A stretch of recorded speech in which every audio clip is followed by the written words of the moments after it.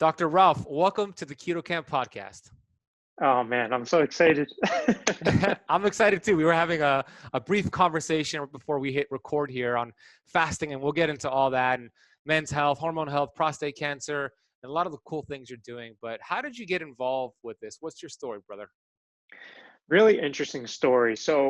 Now that I'm in my career, a lot of people ask me, well, why didn't you go down the conventional route? Why didn't you become an MD or a DO? And even my girlfriend, she's just like, why didn't you go down that route? Like you know all of this stuff. And it first started when I was about 7 years old. My father had two heart attacks, like at their age of 50. And growing up, I always had this sense of security that he's going to be okay, that the medical system is going to help him. And as I started getting older, my father got even more sick. And um, he recently passed away, but really at the end of it, I could probably list all the things that he were basically deteriorating his life. I don't have enough fingers to count it. Heart disease, emphysema, cancer, etc., dementia. And I talk a lot about this in my Instagram feeds, my story about why I'm so diligent about it. So anyway, I started growing up, and then I was an overweight kid, and then I started realizing that nutrition can be a medicine. And growing up, I didn't know that there were doctors that implemented nutritional medicine. And I was like, well, I can't be an MD, I can't be a DO or even a chiropractor because I don't know if they know enough about nutrition as a medicine. So nutritional interventions, therapeutic interventions in nutrition. And then I found naturopathic medicine. I was like, wow, this is really like neck deep into nutritional medicine. It also includes herbs, but also includes like lifestyle, sleep, exercise, all the things that we take for granted in our life, but that actually establish us for health. And then I started researching, and I found while I was an undergrad at NYU, I started my nutrition degree there, which I still teach there, and I love the program, but I always wanted more. And while I was there, I just researched naturopathic doctors, NYU, and who's my mentor, now one of my best friends, Dr. Gio Espinoza, he was like, yeah, why don't you come in and like I'll tell you about what I do. And he essentially took me under his wing, and I researched with him up until my undergrad till maybe about 2 years after med school, no, about 3 years after med school, where I did my medical internship with him. So I did my medical internship with him at NYU Urology Integrative textbook chapters there. And I then ran with that and started becoming more involved in men's health. It always fascinated me because I think nutrition and men's health are largely connected, and the hormone aspect it's just how my brain thinks. I'm just fascinated by it. So it's more of a hobby than it is work at all. I love it. Yeah, because you're doing what you love to do, and you're obviously really good at what you do. And I'm sorry to hear about your father. Thank you. It's so common. I mean, it happened with my dad as well. He lost his life from the complications of diabetes, and nutrition, like you said, plays such a big role in how our body heals or how our body does the opposite of that and creates disease. So you are doing a lot of great work. I want to focus this episode on men's health because I've done a lot on women's health and hormone health. The main thing I see, Ralph, is low testosterone, low energy levels in men. And what are some of the common culprits that lead to that? And then what are some things they can do to implement in their lifestyle to improve that area? Yeah, I actually just wrote an email to a colleague who was like, what could be causing this type of low testosterone? And I literally can rattle things off the top of my head. Like it could be a dozen things. But essentially what it comes down to is the brain not sending a message to the testes to make testosterone? Are the testes not making testosterone if they get that message? And then what is the body doing with that testosterone afterwards? So we usually call it either the primary or secondary hypogonadism. And essentially what we need to figure out is are the testes not making it, or is it the brain that's not making it? And then once you can figure that out, then it allows you to identify what could be the underlying cause to be contributing to that. So if the brain is not making the hormones, we call them gonadotropins, FSH and LH, to signal to the testes and also other organs in the body, but mostly in the testes, to make testosterone, then we know that it's a central issue. And that's where we see a lot of what we call hypothalamic pituitary gonadal or HPG axis dysfunction, HPA axis dysfunction. I know you spoke with Dr. Kerry Jones about this, about the adrenal glands. So that also plays into effect. Um, and that is an important aspect to control because you have to address the stressors that are contributing to that. Now, I could, like I said, I could list dozens of them, and it would just be a ways to explain like what could cause this because it's so individualized. But I think the biggest culprits for what we see in HPG axis dysfunction is sleep deprivation or poor sleep, chronic stressors. And I hate when physicians say, oh, this is caused by stress. Well, which one? What type? How frequently? How often? At what amplitude is this stressor happening? So that could be a sleep stressor. That could be a psychological stressor. That could be a physical stressor, like a burn or an injury. That could be a social stressor, like you don't get along with your partner, or that's causing or your family issues, right? Financial stressors, like all of these things are stressors, but they all impact us differently. And then when you try to figure that out, and if that's working fine, then you look at the testes and you say, okay, are the testes not having a sufficient, are insufficient at making testosterone on their own? And things that can contribute to that, like trauma. If you ever, like a lot of athletes who played sports, I played soccer my whole life. It's dangerous, right? Like you can get a lot of injuries, but not just to your testes, but also to your head as well. Other issues are like heavy metals. One of the most common metals that we see contribute to hypogonadism is lead. There's a lot of animal trials in mice that shows that lead actually is toxic to the Leydig cells of the testes, so it can destroy fertility. Other issues could be lack of raw materials. So is there an insufficient of DHEA, cholesterol, any of the pre-hormones that are necessary to make testosterone? And then once you put all of those together, and most of the time it's a combination of the two, then you can identify, okay, I've identified what the cause is. The treatment is not give them testosterone. The treatment is how can we correct that? And if that can't be corrected, then you have to look at other routes. Yeah, great breakdown right there. You're right. It's not so black and white. There's no cookie cutter approach to it. So let's say, how would you diagnose somebody if it's a HPG problem, if it's in the brain? How would you diagnose that? Would you test their follicle stimulating hormone, their luteinizing hormone? If you see that sky high, that's usually an issue there. Yeah, so what I look at is FSH. So my basic panel for ordering sex hormones on men, and one of them is a little bit out of, I don't want to say out of the box, but overlooked. So FSH, follicle stimulating hormone, luteinizing hormone, LH. I check estradiol, E2. I always check it using a liquid chromatography mass spectrometry, which is much more sensitive and specific. I've seen inaccurate estradiol levels using something called an immunoassay. I do DHEA-S, not DHEA, because the sulfated form is long-lasting in the blood.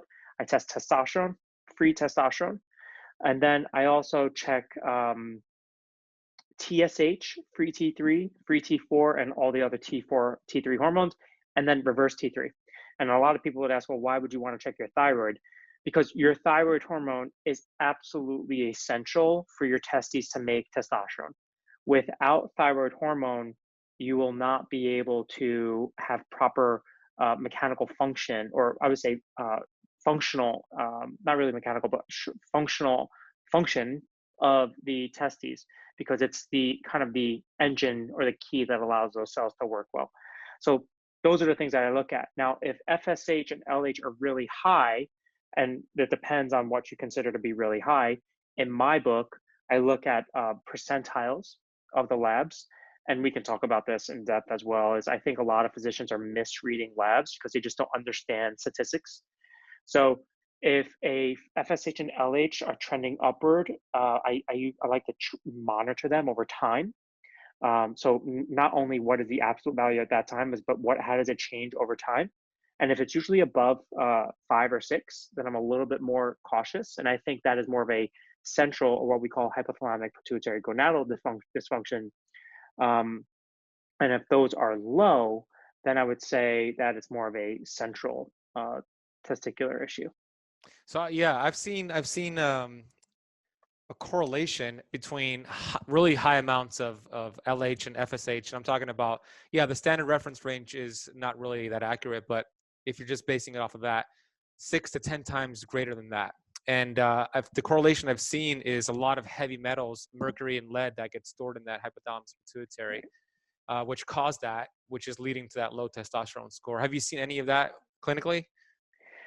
So I have seen heavy metals impair. I've seen heavy metals have a more of an impact on libido. So I definitely see the result of low testosterone. A lot of my patients come to me with the heavy metals and then don't have the testosterone checked. So I can't make the one-to-one correlation, but absolutely those. I think I did a post on this about lead also accumulating in the pituitary gland as well. So yes, absolutely, it certainly can do that. Very hard to make one-to-one connections, and Yeah. I think that's part of the art of medicine, is not always jumping on this is the cause of that. Looking at relative risk ratios, odds ratios, hazard risks, like what is the probability that this is true, and then how certain am I that is true. And most of the time, I can make that correlation, but I can't say it's causal. Yeah, totally. I agree with that as well. It could be a contributing factor, but you got to do some more investigating to find that out. That was interesting what you shared about lead affecting the Leydig cells of the testicles. And I haven't read that, but I believe it. I mean, I want to read it, but I do believe that it could have that effect, because I've seen mercury, and there's a study called the Drash study, which shows the amount of silver fillings in a person's mouth is equivalent to the amount of mercury that's stored in the hypothalamus pituitary, which can also create problems downstream. So let's say they have Right. their HPA access is totally fine. Their HBG is fine. So now it's a downstream issue. So what are some things that you see on a blood report that determine that? You basically, so there's two ways to diagnose this. You can do a stimulation test, and one of the great drugs, and I use drugs as a last option, but I think one of the great drugs is Clomid or Clomiphene. And Clomiphene is a selective estrogen receptor modulator. And what it does, or AKA SERM, SERM, and what it does, it blocks estrogen receptors in the brain and stimulates the pituitary gland to make more LH and FSH. If somebody's LH and FSH goes up while on Clomid and their testosterone does not go up, it's pretty obvious that there's a primary issue in their testes to make testosterone. Then what other things do you see? You see low testosterone, you see low free testosterone, you see low estradiol, and sometimes you see higher DHEAS, because the body is trying so hard to produce the precursor to make testosterone that it tries to upregulate or upramp the testosterone production, but it's just insufficient. And that's when the Leydig cells have just pretty much have been destroyed.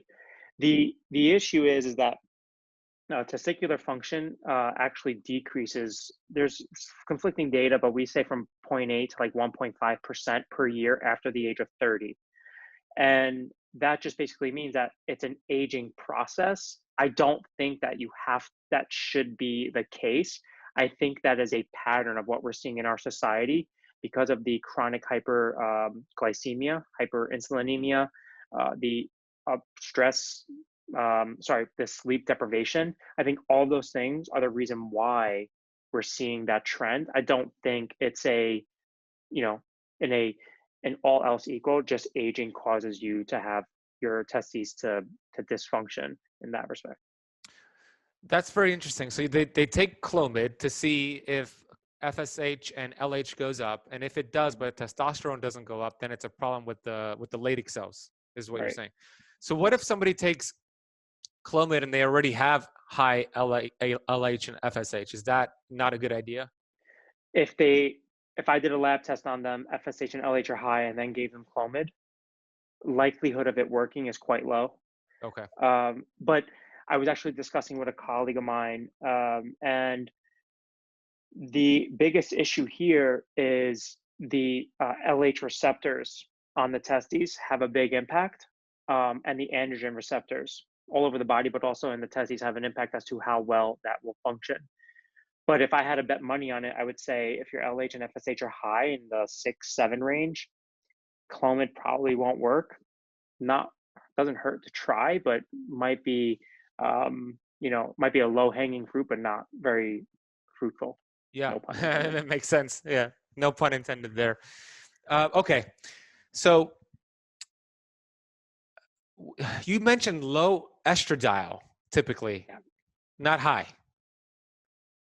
Yep. Right. So if you have low testosterone, your estradiol will be low if it's a primary testicular issue. What about if somebody has high estrogen, low testosterone? Well, that means over aromatization to estradiol. And the cause of that is so the enzyme that makes testosterone to estradiol is aromatase, and that can convert it to estrone and estradiol. And then those interchange with each other. Most of the time, that is a metabolic dysfunction, and it depends on how low their testosterone is. Sometimes the testosterone is so low that it's just hard to convert it to estradiol. But remember that you can also make estradiol not with testosterone. You can make it from androstenedione, which is why some people who take DHEA sometimes can have high estrogen levels. So if you have higher estrogen levels and lower testosterone, that tells me that there's a upregulation of that enzyme. Your body is shunting it to estradiol. What are contributing to that? Environmental toxins. I've been doing a ton of research on this, and in the past week, I've received about 4 articles, new journal articles, talking about the impact of environmental endocrine disruptors and what it does in upregulating aromatase enzyme.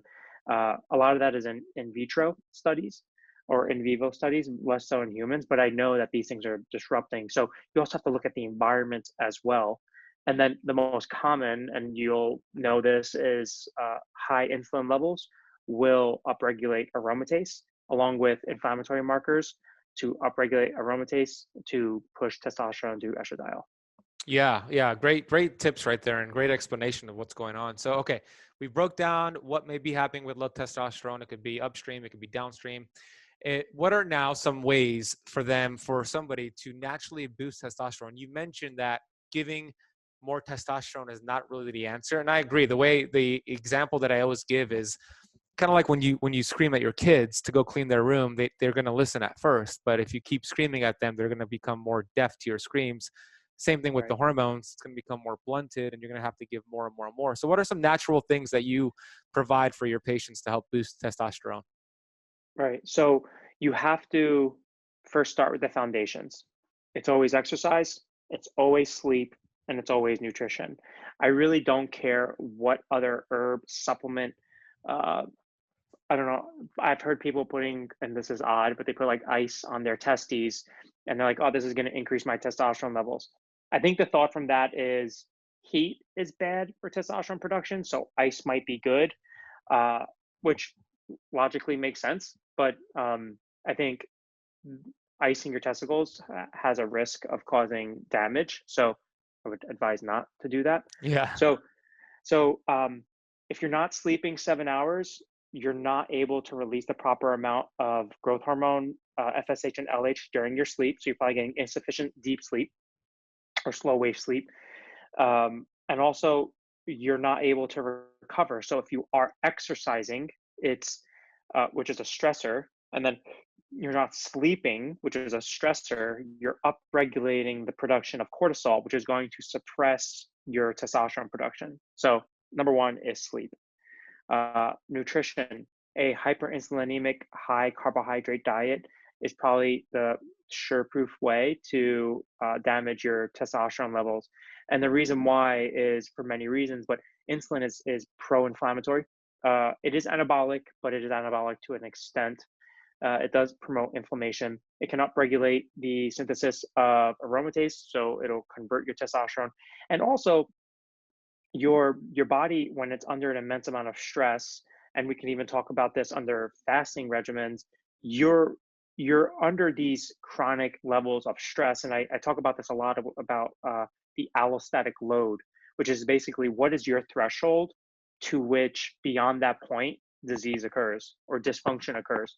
And these low level stressors, like a high carb diet, like a high sugar diet, high processed type of diet, will contribute to the low level stress, which will then contribute to issues in your ability to make hormones.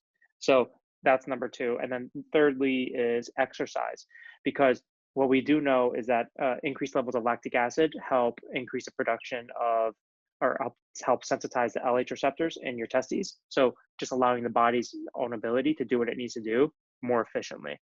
Now, that's probably something that most people know, but there are a few other things that I like to go to. There's really good data on ashwagandha.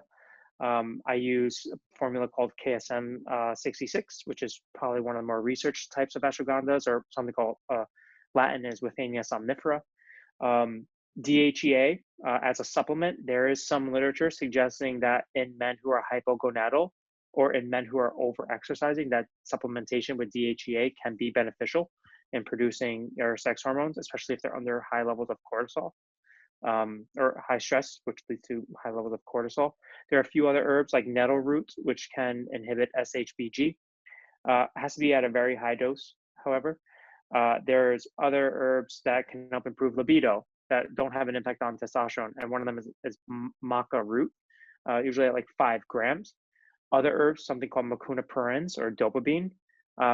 There's another another test that I would advise is that some people should get their prolactin checked, because if you have a very low LH and FSH, it can be due to an elevated prolactin, and that could be due to either a microadenoma, so like a tumor in your brain, but oftentimes it could be due to low dopamine levels. And mucuna, also called dopamine, has L-dopa in it, which can increase your dopamine. And there is some literature suggesting that that can improve testosterone levels. So, it really is a tailored approach, but those are the foundational things that I like to use. There are other herbs like Tongkat Ali, Urocomia longifolia, which can be helpful. Research is a little bit mixed on that, but what it is it's not one thing. It's a multifactorial approach that is most efficient.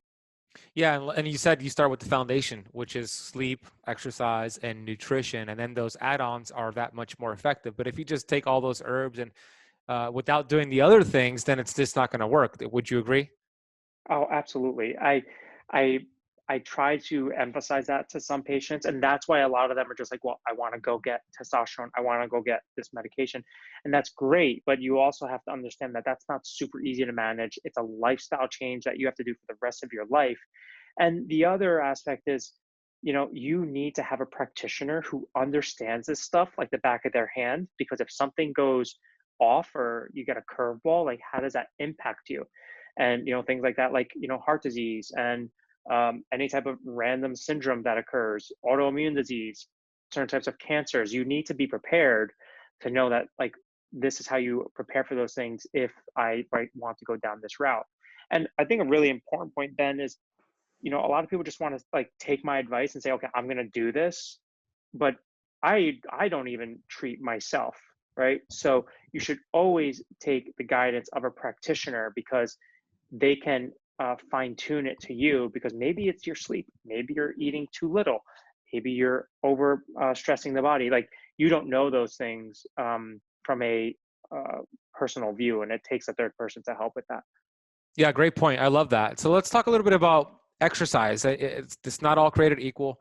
What are some of the biggest bang for your buck movements somebody can do to get that boost in testosterone? Which exercise movements do you recommend to boost testosterone?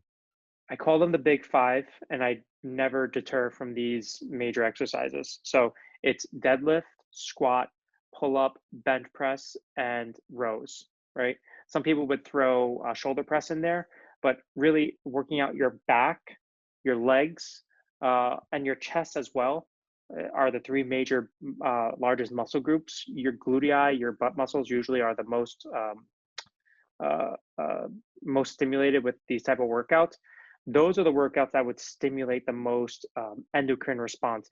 But the thing is that people think it's like, if I work out, I get more testosterone right after I work out. And there is literature suggesting that you can increase testosterone levels after you work out with weight training. The issue is duration and frequency. So once you hit the 45 to 50-minute mark of weight training, your body is now there's enough stimulus of stress on the body that it starts to release cortisol. And that can have a detriment if you start pushing it a lot longer. A great example of this are marathon runners. Marathon runners, once they get to that 45-minute mark, 50-minute mark, And if you're a trained marathon runner, it's less robust. But if I started to go doing hour runs, there is a cortisol response there, and that's why we see marathon runners are pretty much in a catabolic state, right? They're breaking down a lot more than they're building up compared to a sprinter, right? Like look at the legs of a sprinter compared to the legs of a marathon runner. It's completely different. So, and by the way, sprinting is also a great exercise. So those are the exercises that I would think would be most efficient in improving your hormonal response, not just testosterone, but the whole hormonal milieu that is necessary for an anabolic state and to promote a proper endocrine system, including your brain, your testes, your adrenals, your thyroid, all of the above. Yeah, awesome. Yeah, less is more. You could overdo it and overtrain. And by the way, if you're not getting sleep to recover from that workout, then a lot of that workout will be a loss because you're just gonna you break down muscle in the gym, you break down fibers in the gym, and you repair and recover at night, like you mentioned. So it's all those three pillars. It's the nutrition, right? Staying away from high carbohydrate, frequent eating, and do more of a ketogenic, low carb lifestyle with fasting, which we'll talk about, working out, doing the right exercises. You didn't mention curls and isolated movements. Those have a time and place, but that's not going to give you the biggest bang for your buck. You talked about multi-joint compound movements, those top five with the sprinting, and then you mentioned sleep. So those are the big pillars right there. And if you can focus most of your energy and time on that, then everything else that you're adding on, the supplements, the herbs, and all the things you're doing will make a difference for you because you're taking care of the foundation. So I love that. Those are Absolutely. great tips, Ralph. Let's switch gears here and let's talk about fasting, intermittent fasting. What does that do for the hormones, and how much is too much? I know that you can fast too much, and I talk about it often. So let's get into fasting. Let's start with this. What are some of your favorite benefits of intermittent fasting? When you say intermittent fasting, let's define what that means. Do you mean time restriction? Do you mean 5 days eating, 2 days not eating?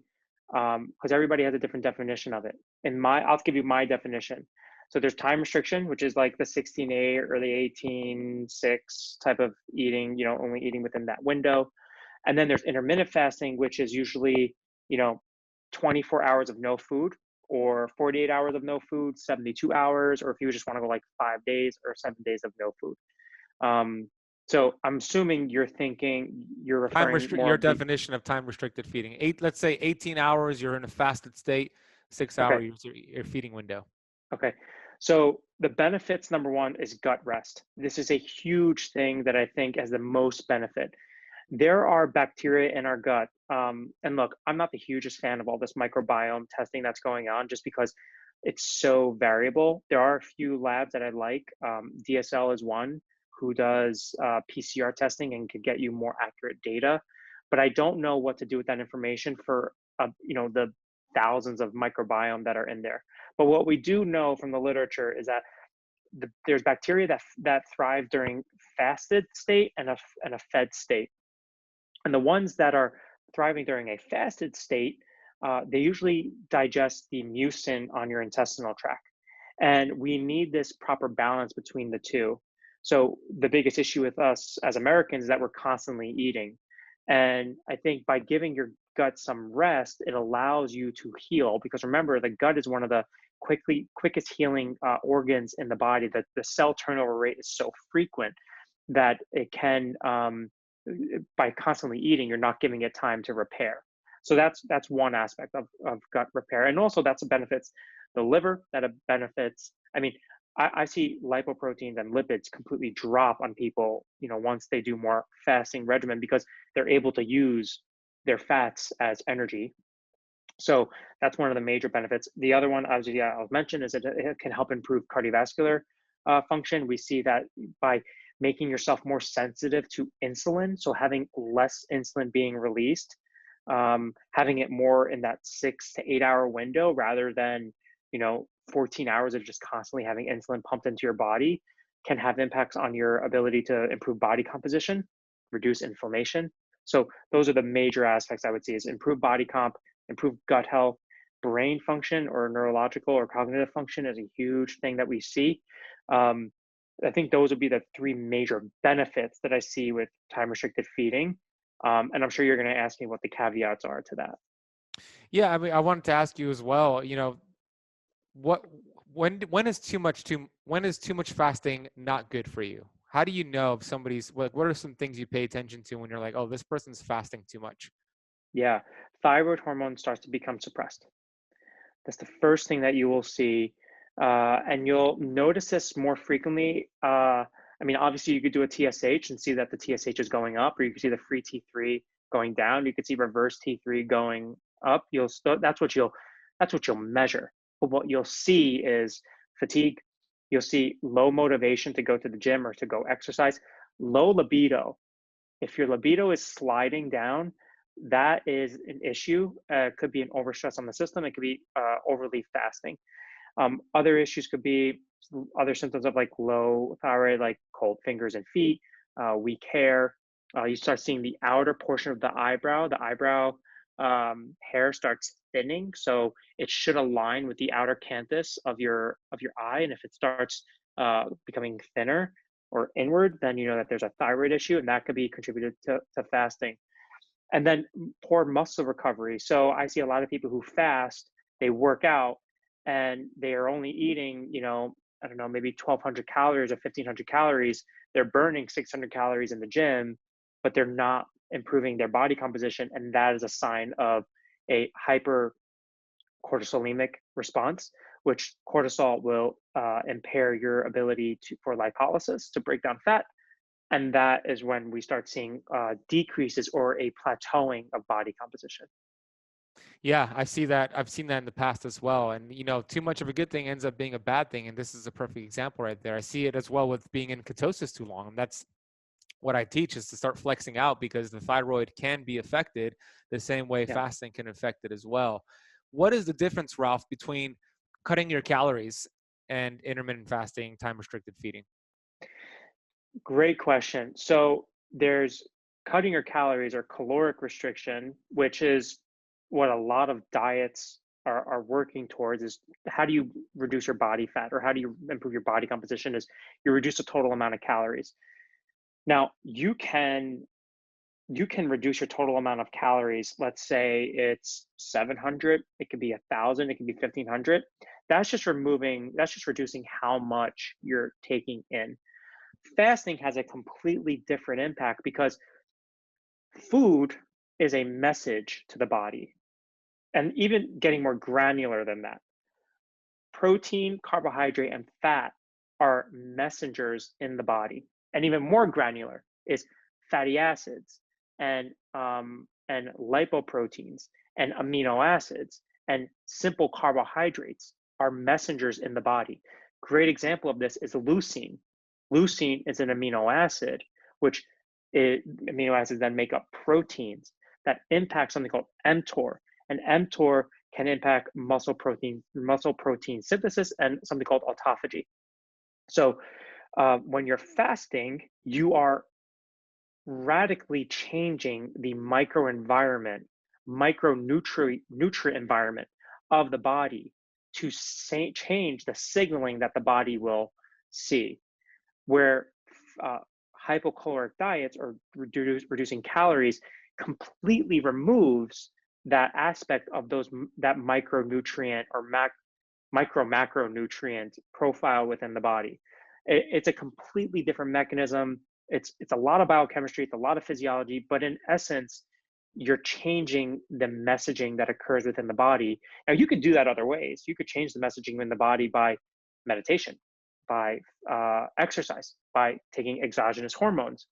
But food is the one thing that we have always evolved with. We have always evolved with food. It's just a natural part of our environment. So it's it's simple to understand that these are the things that are going to be most influential on our biochemistry and our physiology. Yeah, great explanation. It's just not as simple as, hey, just eat less and move more. And you're doing, if you're a practitioner and you're educating your client or patient with that, you're doing them a disservice, because calories, I do believe calories matter, but I don't think they're important. I think they're a big distraction from what really matters, which is what you just said. I mean, we have those two pathways. We have growth, mTOR, mechanistic targeted rapamycin, and then the opposite, we have autophagy. And we don't want too much of either. We want a healthy balance, and there's an art to it. And if you can kind of master that art of feast famine cycles, that's what we're hardwired to do for millions of years. Our ancestors and our DNA are hardwired for that. So when you fast and cut calories, because you might cut calories when you fast, you're getting the benefit of counter-regulatory hormones that stay increased during the fast, so it prevents the metabolism from shutting down, and you get that autophagy where your body is cleaning out cells. So you won't get any of that if you're just cutting calories and eating those small portion control meals throughout the day. So the next time somebody tells you that you're going to slow down your metabolism when you fast, ask them if they know anything about mTOR, autophagy, or counter-regulatory hormones, and they're going to tell you what's that. So I think a more simple question is do you know anything about biochemistry or physiology? right. Like if you can explain to me how something works from the second you put it in your mouth to what happens when it hits your gut to where it goes in the body, if you can't explain that, then go back to the drawing board. Yeah, exactly. Great way to put it. What is your current schedule for eating, fasting, and eating and feasting? So I experiment a lot with myself, and if you follow me on social media, I'll tell you about all the things that I experiment with myself. I grew up as a overweight child. I was 240 pounds at the age of 16. So, for Wow. lack of better terms, yeah, I was a chunky kid. I joke with my friends and my girlfriend. I said, when I was growing up, I had to shop in the husky section. Like, if you don't know what the husky section is you were fine, Yeah, right? I know what the So, Husky section is. I was with you on that one. oh man, how embarrassing was Yeah, it, right? yeah, Like, no, my son can't fit into that. We have to go to the husky yep. section. But I grew up as an Italian kid. My parents grew up in Italy, poor as hell. Like, they didn't have money. They came here like, oh, we're gonna feed you hot dogs and hamburgers and pancakes all the time. I like pancakes, just not anymore, not as frequent. Um, Paleo pancakes. I like my Yeah, coconut flour pancakes. right. Um, so sorry, I got distracted. Oh, my schedule. Sorry. Yeah. So I experiment a lot, and I've experimented with. I love working out in the morning, but I hate eating in the morning. So I've done experiments where I have fasted until noon, sometimes 2 p.m. So it usually puts me in like the 17 to 20 hour range of fasting. And then I've done experiments where I would exercise in the afternoon. Truthfully, I find the best benefit when I exercise in the afternoon, fast up until that time, and then work out. Oh, I'm sorry, eat after I work out. So right now I'm on a kick of afternoon exercising, fasting up until that time, and then working out. Most of the time, if I work out in the morning, I will eat after that workout, but start my fasting time, right, where my unfed time a little bit earlier. So if I work out at like 6 o'clock, then I probably won't eat until 7:30, 8 o'clock, and then that's like my that's it. And I just try to fluctuate where my eating time is. My type of training, I also mess with that. I Right now I'm doing more of a circuit type of CrossFit type of training, but I also mix that in with traditional bodybuilding weight training using the major movements that we discussed. All that changes is time under tension and duration of the exercise and intensity. I think people try to overcomplicate exercise. Essentially, what it comes down to is: are you stimulating the muscle? Are you stimulating the right muscles? Are you promoting your stability? So, are you making sure you're safe in what you're doing? And are you recovering? Right. So, active recovery. Those are the things that I try to implement within my plan, and I try to move at least every day. I don't think there's a day where I just like veg out on the couch. Awesome. I love it. Yeah, your schedule is very similar to mine. I don't work out in the morning. I work out midday, early afternoon, and I'm always in most of the time in a fasted state. And then I'll continue fasting for like an hour or two, and then I'll break the fast. And I feel so much better when I work out on an empty stomach as opposed to if I have a meal right beforehand. Oh yeah, A big difference, 100%. right? Yeah. And the other thing is that if I fast too long and I push myself to an afternoon workout, I know when my gains will start decreasing because I'll notice like I've been fasting too long too frequently. So like I could do like 5 days straight of TRF, like really strict, like, maybe even 18, 20 hours, try to train right after that. And I'm like, you know what? My deadlift hasn't moved. I'm not able to lift this weight. I can't complete as many reps. And that's a sign to me. It's like, okay, listen to your body, trust the process, go back to this step, take a step back, and then move forward. And this also comes down to my philosophy of medicine is that health is not linear. And nothing is really linear when it comes to medicine and naturopathic medicine and anything that you do is that you are going to progress. And I kind of take it like there's 2 points on a line, right? Like you are here. I want you to be here, but it's not a straight line to get these two together. There might be some ups and downs, but essentially the slope is positive, and that's essentially what I want people to get to and try to understand. But for people to realize that you just can't get from A to B with 2 steps is very hard for them to understand. And they have to understand that this is a process. And I'm sure you've learned in your journey, like what works for you. Yeah, So, yeah, exactly. Great point. You're right, because what works for me doesn't work for Ralph and vice versa. So it's about getting that relationship. Like you said, when you have pushed it too much, you've done too much fasting and you worked out and now you're starting to diminish with your gain. So you understand that. So it's about developing that relationship to realize, oh, actually, this is not working for me. Let's start changing things up. And I always tell people, because I always get that question, I'm sure you get asked a lot as well, like if somebody comes up to you or they message you on Instagram, oh, I hit a plateau, with my weight, what do I do? Well, the answer I always give them is mix things up, whatever you're doing right now. Just like a great personal trainer or a CrossFit coach will always change up the workouts to keep the body guessing and to create that adaptation. Same thing. So if you've been doing 20 hours fasting every single day, well, it's time to change that schedule. If you've been in ketosis for 4 months, it's time to flex out. So what input right. would you give to add to that? That's absolutely right. I think that also applies to other aspects in terms of just diversifying your diet. There's I know I told you I'm not a huge fan of the microbiome stuff, but I think there's a lot to learn there, and I think we know a lot, but there's still a lot more to learn. And one thing I would say is like similar to your microbiome, your diet within 48 to 72 hours can completely diversify your microbiome and also can diversify the response in the body. So, like the late Charles Poliquin, who I look up to and still read his work, he would always say, and he was doing this like before any of this was Yeah. popular, and he would just say like, don't eat the same stuff all the time. And also the same thing goes for, there's certain supplements and there are certain lifestyle things that need to be switched on and off at times. A great example of this is with sleep. There's never a time that I would tell somebody you need to diversify how many hours of sleep you're getting, right? Like you should always be getting 7 to 8, ideally 7.5 to 8. But there are times where people get off a rhythm and they're getting 5 hours. And they're like, okay, well, I'll go to bed at 12 o'clock, but I got to be up at 5. Let's say, okay, that's great. But then they'll sleep until 8 o'clock the next day just to get just so that they can get the 8 hours. And there's something called sleep restriction therapy, which is you keep the same wake time. So do not go to bed. Um, I'm sorry, do not wake up later just to try to get those extra hours of sleep because that's when you completely throw your circadian rhythm in flux.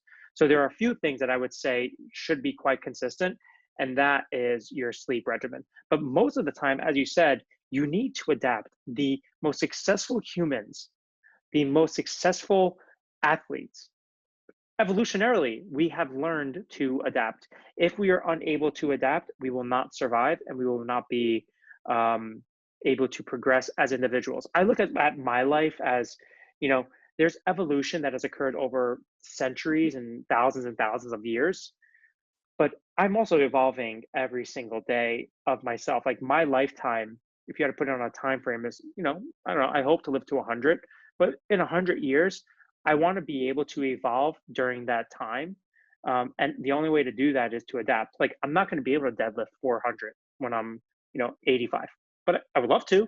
But I have to adapt to make sure that I can continue to do that as I get older. Right on. Adaptation is key. I always say, I got this from Dr. Pompa, good cells get stronger, bad cells don't adapt. So right on. I love That's what you right. just shared there. All right. We are running out of time here, and I want to make sure I get to my rapid fire questions. Are you ready for this, Ralph? Oh, you didn't warn me about this. Yeah, I didn't warn you, but that's That's the fine. whole Go for point. it. All right, so let's do this. What is your favorite keto food, low carb food? Uh, Eggs. How do you like them cooked? I Oddly, I like them over easy. Over easy. What's your favorite non-keto food? Maybe pancakes you mentioned earlier? Oh man, if I really could go out and have a non-keto food right now, it'd probably be like a New York pizza. A New York pizza. What is the first thing you think of in the morning? How do I become better? What's the best piece of advice you've ever heard? The best adapt. Hmm. What's the worst advice you've ever heard? Don't worry. Favorite TV show growing up? Friends. Yeah, me too. Love uh, friends. what is your last question is, if you had one superpower, what would you choose for that power to be? Oh man. Flying. Flying. Awesome. I just want to get anywhere, wherever I need to go at any moment. I love it. So rapid fire is done. Let's go back to Friends real quick. Who's your favorite character that made you laugh the most? Oh man, I still laugh at Phoebe. She's a weird one. Yeah. I, For I me, can't watch like a TV show or another movie that she's in, and I'm like, That's Phoebe." Like, yeah, make me right. laugh. She's only Phoebe and Love nothing it. else. For me, it's Ross. I Ross know. cracked me up. Yeah, he was hilarious. Okay, where can Oh man. my audience learn more about your work? Your Instagram is great, so share your Instagram and whatever else you want to share. Yeah, you can find me on Instagram at dr.ralphesposito. At dr.ralphesposito. I'm also on Twitter, which is at Dr. Ralph Esposito. Website, drralphesposito.com. It's pretty much straightforward in that respect. And then that's pretty much where you'll find most of the information on me.